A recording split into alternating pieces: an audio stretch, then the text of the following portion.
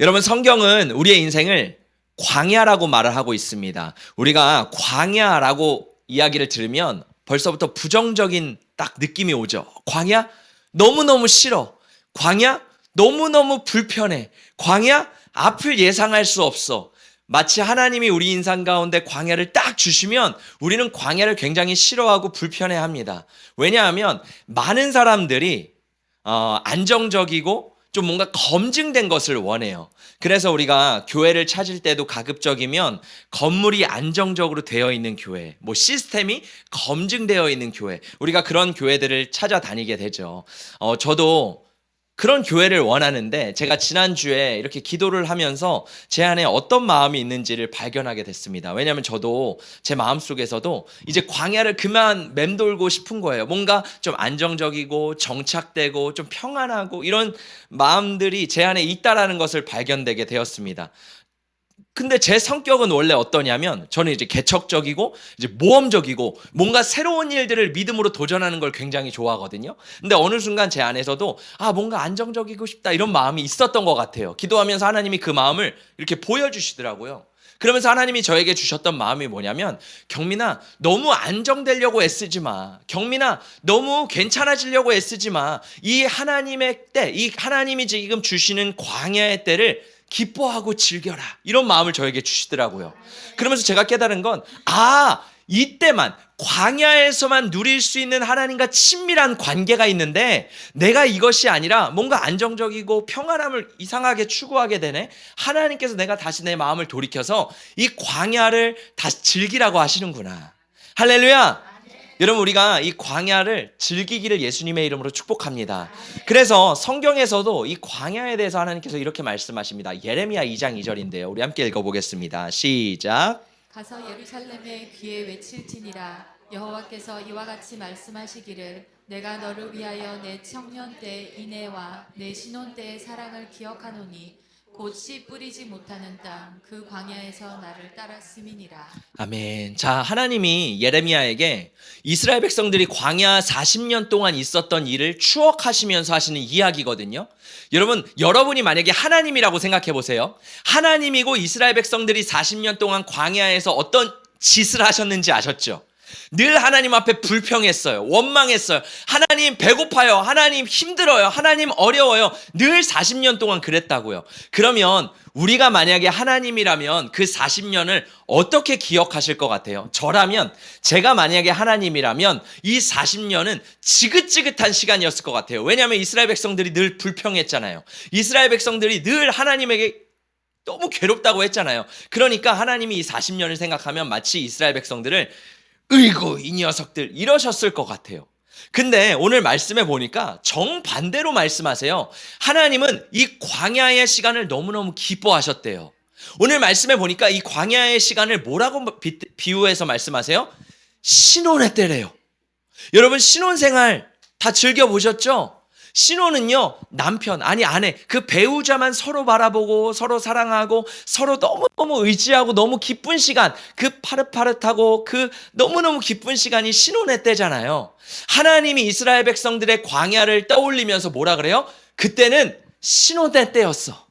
그때는 너무너무 달콤하고 너무너무 행복한 시간이었어. 이렇게 말씀하시는 거예요. 왜 그럴까요? 이스라엘 백성들이요, 광야 40년 동안에는요, 의지할 게 하나도 없는 거예요. 바라볼 게 하나도 없는 거예요. 누구만 의지해요?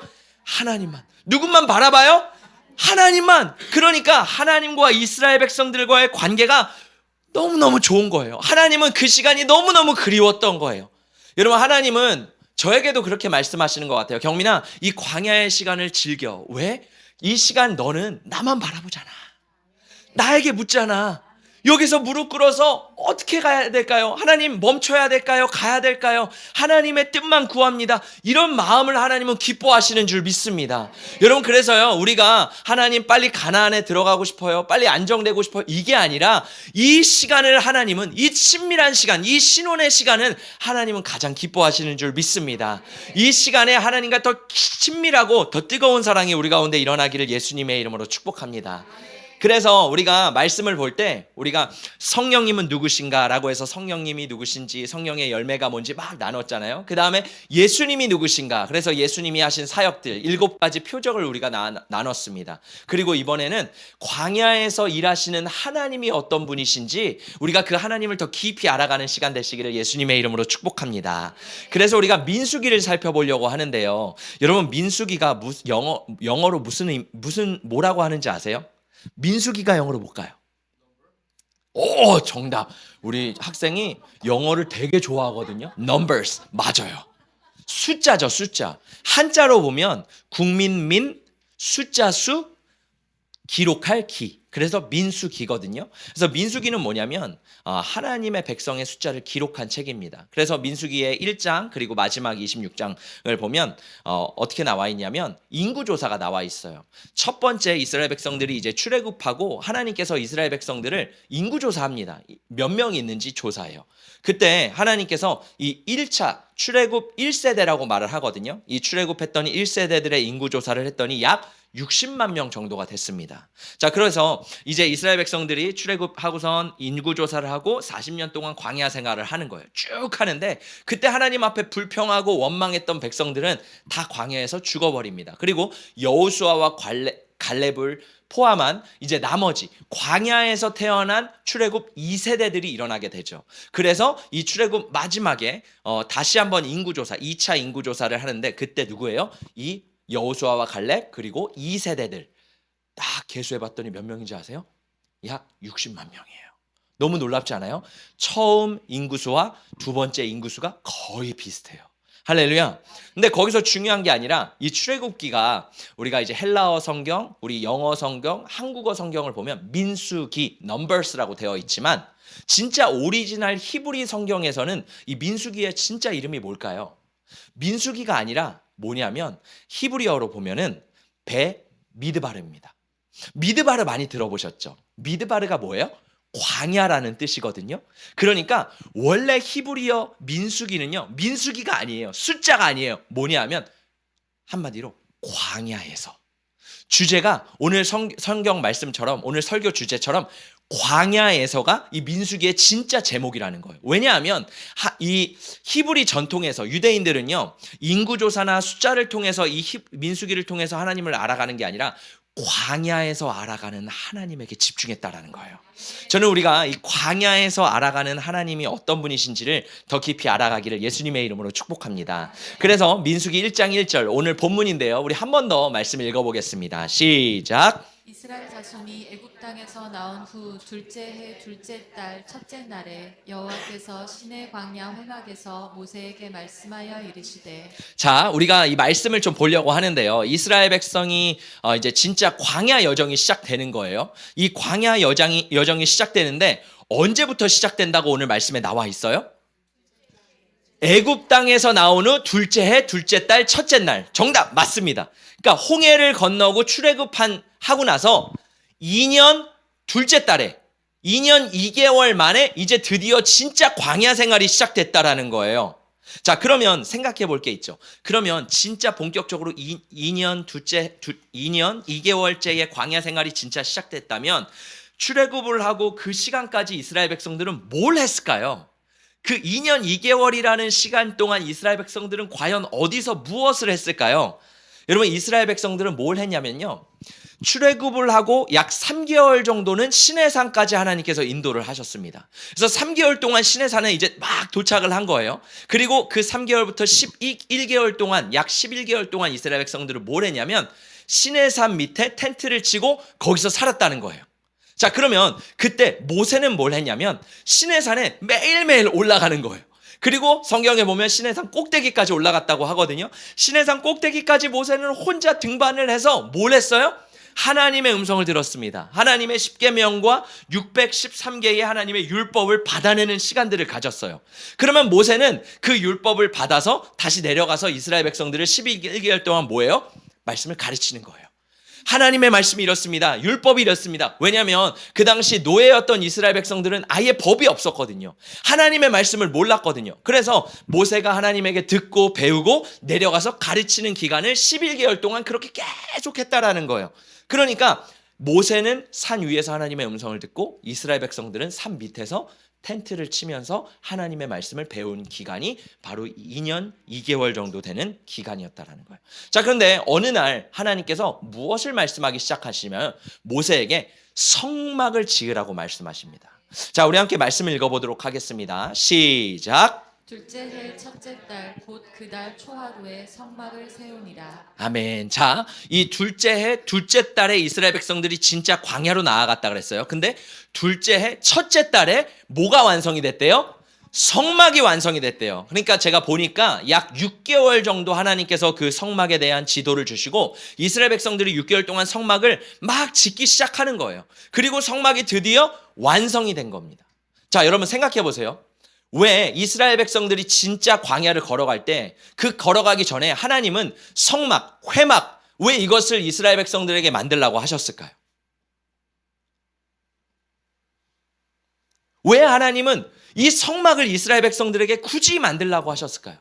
여러분 이게요, 엄청난 은혜라는 걸 아세요? 여러분 하나님께서 성막을 만들라고 하는 게 엄청난 은혜입니다. 왜냐하면요, 하나님을 만나기 위해서 원래 어떻게 해야 되는 거예요? 시내산 꼭대기에 올라가야 되는 거예요.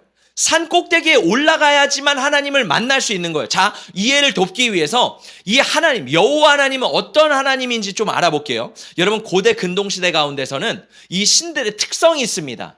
이 신들의 특성이 있어요. 그래서 예를 들어서 비가 필요해요. 그럼 비의 신을 찾아야 되겠죠. 그럼 비의 신이 누구예요? 바알이죠. 그래서 비가 필요하면 바알 신에게 절을 해서 비를 내려달라고 기도를 해요. 자, 그러면 풍요가 필요해요. 자식을 낳고 싶어요. 그럼 어떤 신이 필요했을까요?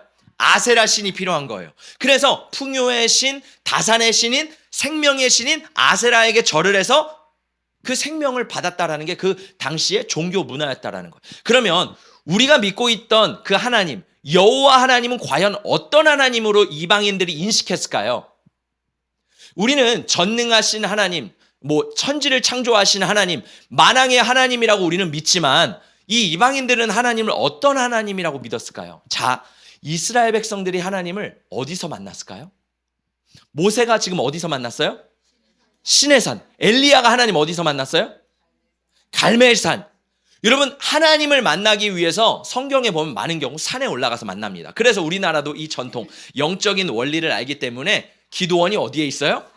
산에 있어요. 갈멜산 기도원, 오살리 기도원, 흰돌산 기도원. 굳이 산이라는 걸 붙여서 산 위에 기도원이 있어요. 왜요? 산에 올라가서 하나님을 만났기 때문에 당시에는 많은 유대인들 뿐만 아니라 이방인들이 생각했던 하나님은 어떤 하나님이에요? 산의 하나님이에요. 우리말로 하면 산신령. 산에 가야지만 만날 수 있는 하나님이었다는 거예요. 자, 근데 하나님께서는 오늘 그 컨셉을 완전히 깨십니다. 뭐라고 말씀하시는 거예요?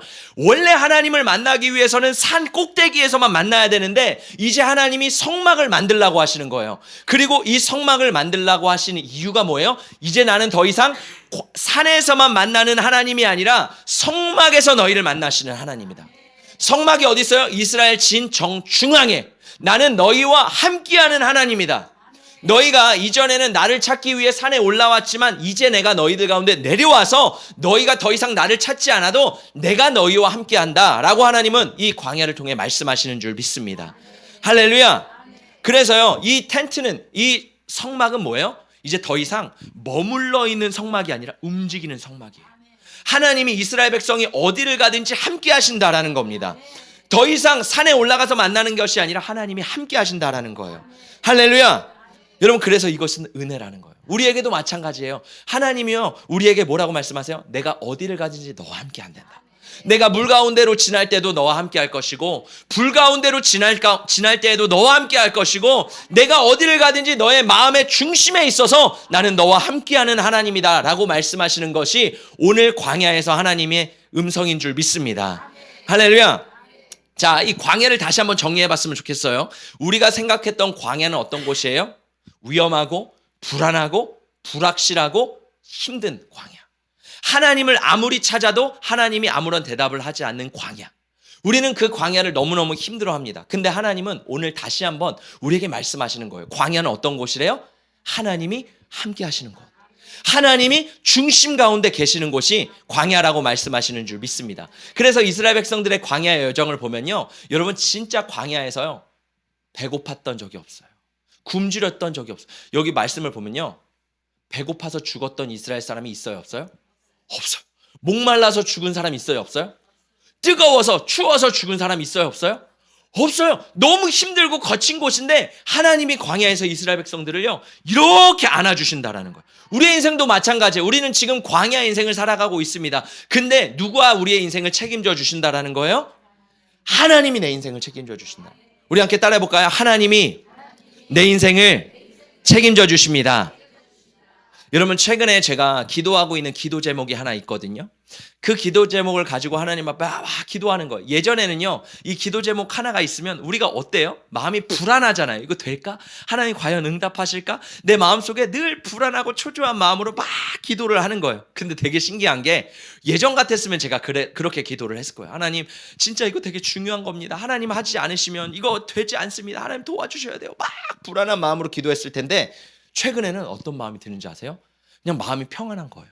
아무것도 이루어지지 않았어요. 그냥 역시 여전히 불확실해요. 근데 하나님께 기도하는데 하나님 앞에 평안함이 있는 거예요.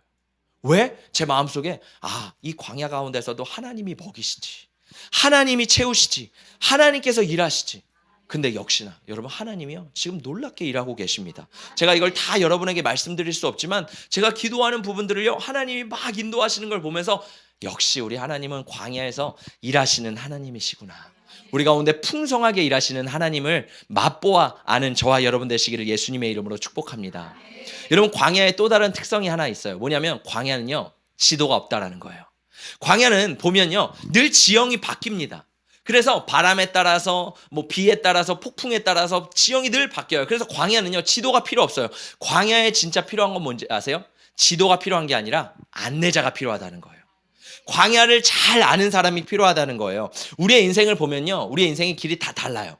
여기 우리가 똑같은 대한민국, 어쩌면 이 작은 땅덩어리 가운데 살아가는 것 같아요. 그래서 사람들이 말하죠. 이 코스를 밟으면 분명히 성공할 거야. 근데 여러분, 그 코스를 분명히 밟으면 성공할까요? 아니에요. 여러분, 진짜 신기한 게 서울대 가면 다 성공할 거야 이런 얘기 하잖아요. 서울대 가도요 성공하는 사람이 있고요, 성공하지 또 못하는 사람도 있어요. 사람마다 이 길이 다 다르다라는 거예요. 우리의 인생의 길이요 광야처럼요 다 달라요. 그러면 우리가 인생을 할 때 지도를 가지고 있으면 이 인생을 성공할 수 있을까요? 아니라는 거예요. 인생의 지형은요 계속 바뀌어요. 우리의 인생은요 시도 때도 없이 바뀌어요. 내가 젊었을 때 이런 일을 했는데 노후 돼서는 또 다른 일을 하고, 내 인생을 알 수가 없다라니까요. 근데 그 인생을 진짜 인도하시는 분이 누구라는 거예요? 안내자가 계신데 하나님이 내 인생을 인도하신다라는 거예요. 하나님은요 이스라엘 백성들에게, 얘들아 너희에게 내가 613계단에는 율법을 주었으니 너희는 이제 알아서 해라 라고 하나님 말씀하시는 게 아니라, 하나님은요 이제 내가 너희와 함께 할게, 내가 너희의 안내자가 될게, 너희 광야 같은 인생 가운데 내가 너희 인생을 책임질게 라고 말씀하시는 분이 우리 하나님이신 줄 믿습니다. 광야의 감사한 건 뭐예요? 구름 기둥과 불 기둥이 있다라는 거예요. 제가 여기서 막 기도를 하는데 하나님이 구름 기둥과 불 기둥을 보여주시더라고요. 그러면서, 경민아, 내가 가면 함께 가면 되고, 내가 멈춰서면 그냥 멈춰서면 돼. 그게 바로 광야야. 여러분, 우리 불안해할 필요가 없다라는 거예요. 기도하면서 말씀을 보면서 하나님이 내 삶을 인도하시면 거기에 따라가고, 멈추라고 하시면 멈춰서는 것이 바로 우리의 인생의 광야의 인생인 줄 믿습니다. 여러분, 이걸 성경에서 신약에서는 뭐라고 부르는지 아세요? 임마누엘, 번역한즉 하나님이 우리와 함께 하시다. 구약시대는요 하나님 멀리 있는 하나님 같았어요. 근데 구약시대 가운데서도 하나님이 말씀하세요. 내가 너희 가운데 함께 할게, 성막으로 함께 할게. 할렐루야. 오늘날 신약에서도 말씀하시는 거예요. 임마누엘, 예수 그리스도께서 하늘에 계신 것이 아니라 이 땅에 내려오셨습니다. 할렐루야. 거기서 끝난 게 아니에요. 예수님이 누굴 보내주셨어요? 성령을 보내주셨어요. 그 성령의 또 다른 이름이 뭐예요? 보혜사 성령. 그 성령님은요 이제 더 이상 우리 옆에, 우리 중앙에 계신 게 아니라 이제 어디에 계신대요? 우리 안에 계신대요. 할렐루야. 여러분 이게 얼마나 놀라운 복음입니까? 이제 하나님이요 내 안에 계신대요. 그래서 신약은요 내가 성전이라는 거예요. 내가 성막이라는 거예요. 예전에는 진짜 그 성막이 움직였다는 이제는 내가 움직이는 곳마다 성령님이 나와 함께 하시는 줄 믿습니다. 그래서 성경은 이렇게 말씀하세요. 우리 함께 말씀을 크게 읽어보겠습니다. 시작. 너희는 너희가 하나님의 성전인 것과 하나님의 성령이 너희 안에 계시는 것을 알지 못하느냐. 누구든지 하나님의 성전을 더럽히면 하나님이 그 사람을 멸시하시리라. 하나님의 성전은 거룩하니 너희도 그러하니라. 여러분 우리가 뭐래요? 성전이래요. 우리 안에 누가 계신데요? 거룩하신 성령님이 내 안에 계신데요. 할렐루야. 우리 따라해 보겠습니다. 나는 성전이다. 내 안에 성령님이 거하신다. 자, 그런데 이 성전에 한 조건이 있습니다. 성령님이 우리 안에 거하시는 조건이 있대요. 오늘 17절에 뭐라 그래요? 성전을 하나님의 전을 더럽히면 안 된대요. 성령님의 또 다른 이름이 있는데 성령 뭐예요? 거룩한 영이에요. 성령님은 거룩하신 곳에 임하십니다. 우리도 마찬가지입니다. 내 안이 거룩하고 깨끗하면 성령님이 거하시는 거예요. 내 안이 더러우면 성령님이 거하실 수 없대요. 여러분 성경에 사울이라는 인물이 있습니다. 이스라엘의 초대 왕이죠. 이 사울이 어떤 사람이었냐면 집안이나 출신이 대단한 사람이 아니었어요. 베냐민 지파였고요.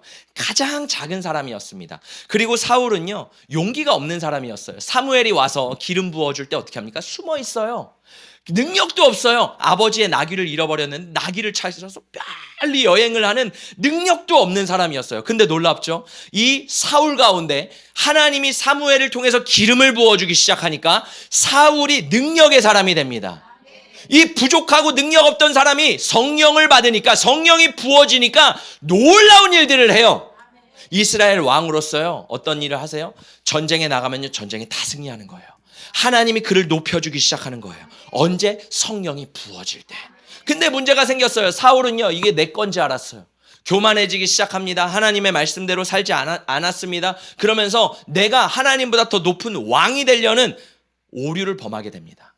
그때 어떻게 해요? 하나님의 말씀에 불순종하기 시작합니다. 하나님의 뜻대로 행하지 않아요? 성경에 보니까 뭐라 그래요? 사무엘상 16장에 이렇게 말합니다. 함께 읽어보겠습니다. 시작. 여호와의 영이 사울에게서 떠나고 여호와께서 부리시는 악령이 그를 번뇌하게 한지라. 사울 안에 죄악이 가득하니까 하나님이 거하실 수가 없는 거예요. 그래서 여호와의 영, 성령이 이 사울을 떠나게 됩니다. 근데 놀라운 게 있어요.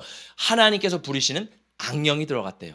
자, 우리가 이 말씀을 통해서 정확하게 봐야 될 게 뭐냐면 여러분 영적인 세계는요 중간지대가 없다라는 거예요. 영적인 세계는요 회색 지대가 없다라는 거예요.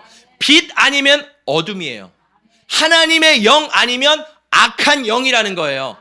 하나님의 나라 아니면 지옥이라는 겁니다. 여러분 성경은 분명하게 말하고 있습니다. 자, 사울 안에 성령이 떠나가니까 빛이 떠나가니까 뭐가 임해요?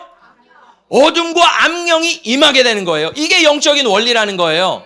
하나님이 떠나간다고 아무것도 없는 게 아니에요.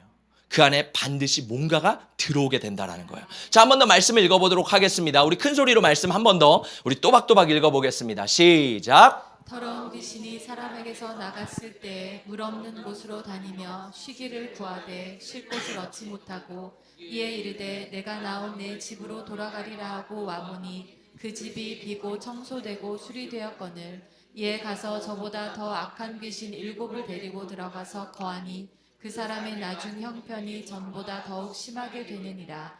이 악한 세대가 또한 이렇게 되리라. 자, 이 말씀은 예수님이 직접 영적인 원리를 설명해 주고 계신 거예요. 누가요? 예수님이요. 자, 보세요. 예수님이 설명을 해 주시는데 어떤 얘기를 하냐면 어떤 한 사람이 있었습니다. 근데 그 한 사람 안에 원래 귀신이 들려 있었어요.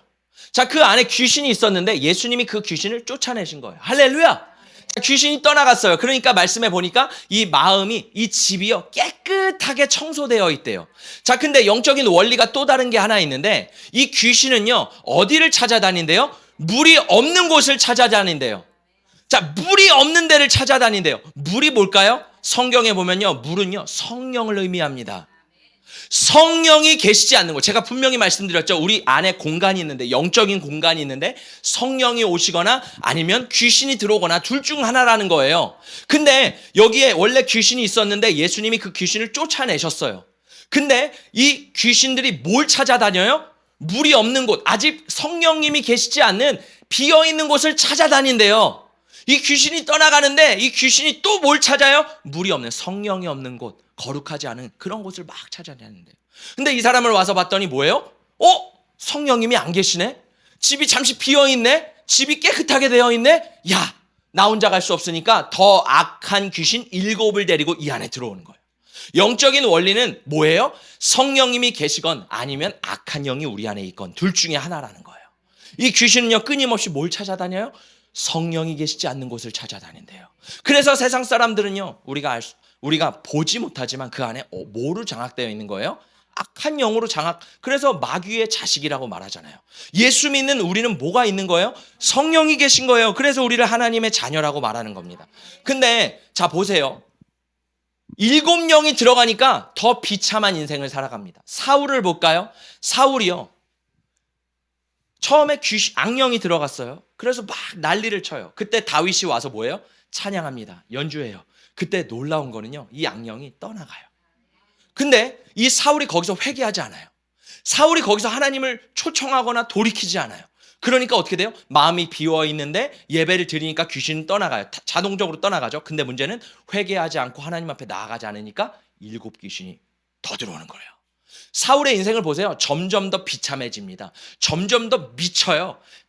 다윗을 처음에 창으로 찔러 죽이려고 하는데 나중에 어떻게 돼요? 온 군대를, 아니 왕이면 국정을 운영해야 되고 국민을 다스려야 되는데 그거 보지 않는, 그냥 다윗 한 사람 쫓아서 죽이려고 온 에너지를 쓰는 거예요. 왜요? 그 안에 7 귀신, 아니 더 악한 것들이 들어가기 때문에 정신을 못 차리는 거예요. 여러분, 우리의 인생도 마찬가지입니다. 여러분 안에는 성령님이 거하시는 성전이십니까? 아니면 여전히 악한 영이 지배하고 있는 더러운 집입니까? 다윗은 이 영적인 원리를 분명히 알고 있었어요. 그래서 다윗이 범죄했습니다. 여러분, 하나님의 사람들도, 우리들도 죄를 지을 수 있어요. 그렇죠? 근데 그 죄를 짓고 난 뒤에 반응이 중요하다는 거예요. 다윗은 어떻게 반응했어요? 하나님, 주의 영을 내게서 떠나지 말게 하여 주시옵소서. 성령을 내게 거두지 마시옵소서. 할렐루야. 다윗은 끊임없이 하나님 앞에 뭘 구했어요? 성령님, 나를 떠나지 말아주세요.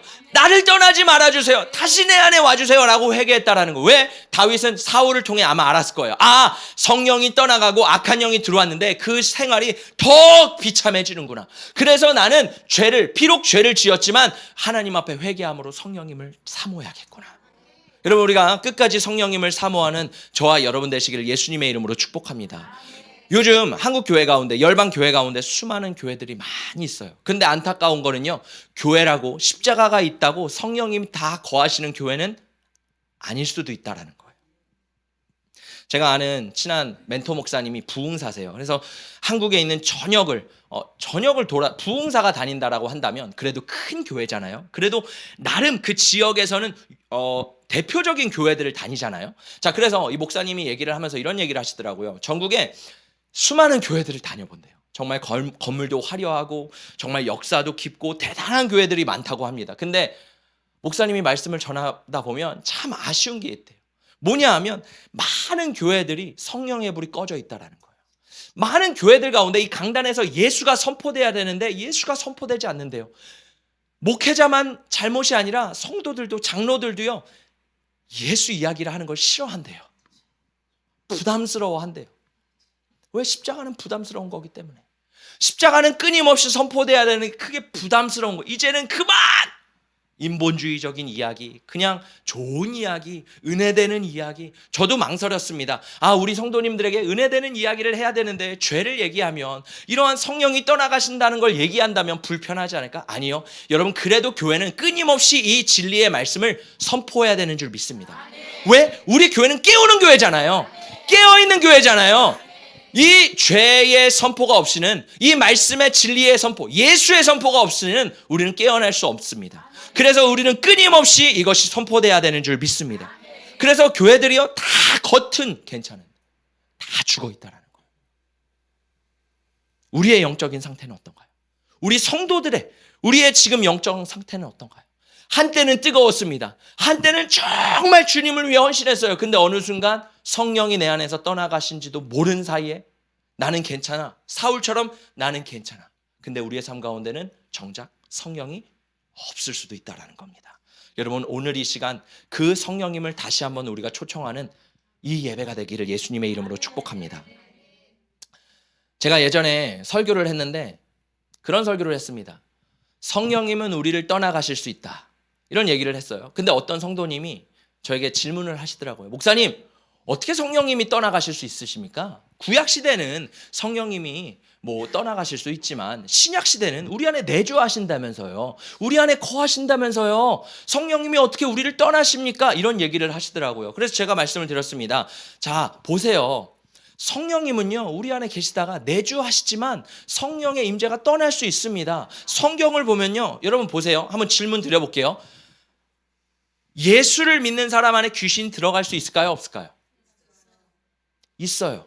자, 예수님의 사역을 보면요, 예수님은요, 회당에서 귀신 들린 자의 귀신을 쫓으셨어요. 오늘날로 회당이 뭐예요? 교회라는 거예요. 예수님은요, 이렇게 예수를, 하나님을 잘 믿는 사람들 안에서도 귀신을 쫓아내셨다라는 거예요. 그 의미라면 뭐예요? 성령이 내 안에 있지만 성령이 떠나가고 귀신에 장악될 수도 있다라는 거예요. 저는 실제로 교회 안에서 귀신 들린 사람들을 많이 봤습니다. 아니, 저도 귀신에 들려본 적도 있어요.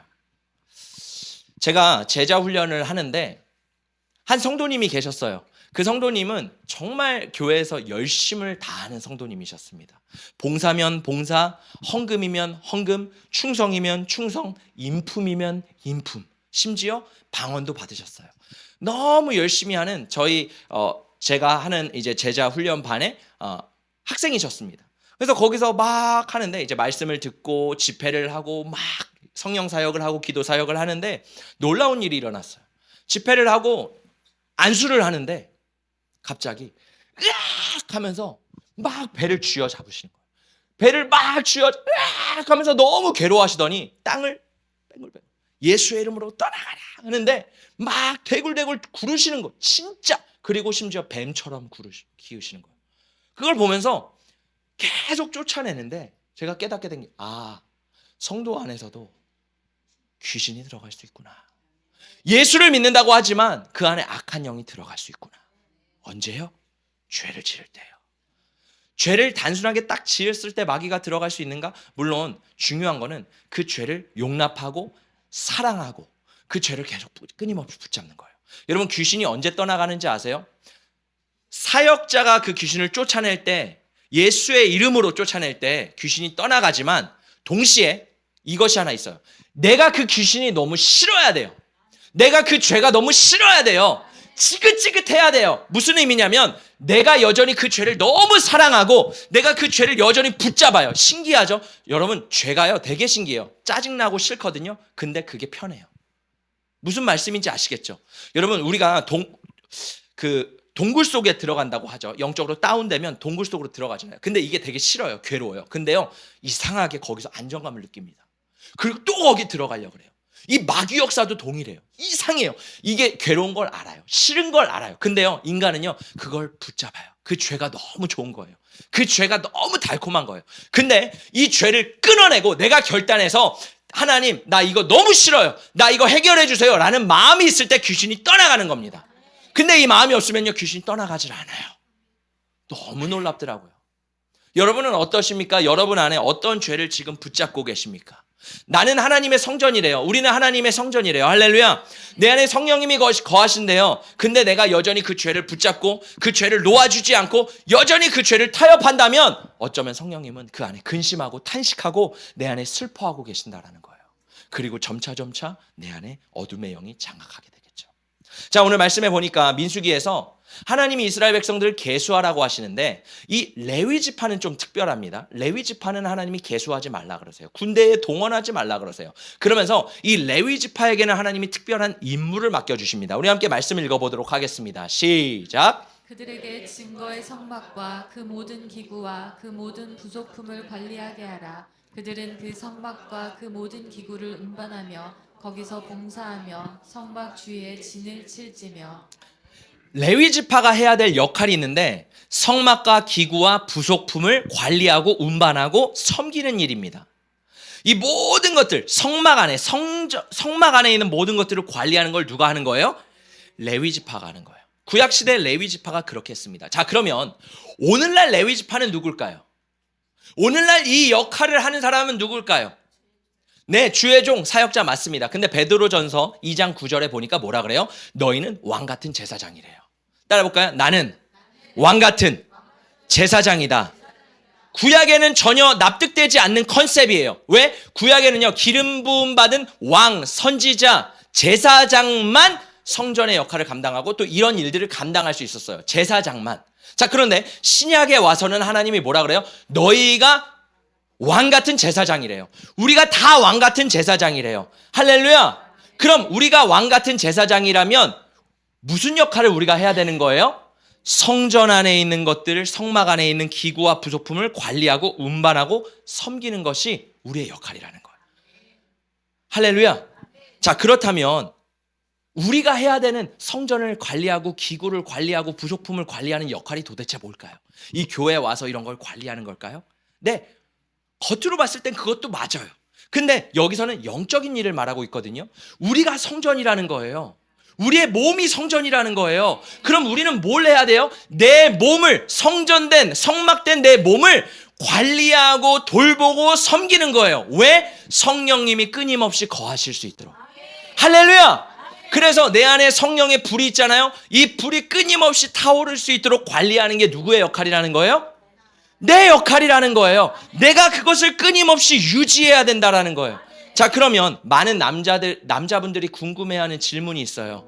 어떤 질문이 있냐면, 목사님, 술 마시고 담배 피는 거는 죄인가요? 여러분 어떻게 생각하세요? 많은 생각들이 있어요. 예수님도 한잔 하시지 않으셨나요? 성경에는 술 취하지 말라 그랬지 술 마시지 말라는 없잖아요. 여러 가지 고민들이 있습니다. 제가 말하는 건 대표적으로 술과 담배를 말하는 거지 여러 종류의 죄를 말하는 거예요. 자, 보세요. 여러분, 성경에서 우리가 뭐래요? 성전이래요. 하나님이 거하시는 전이래요. 여러분 생각해 보세요. 여기가 우리 교회잖아요.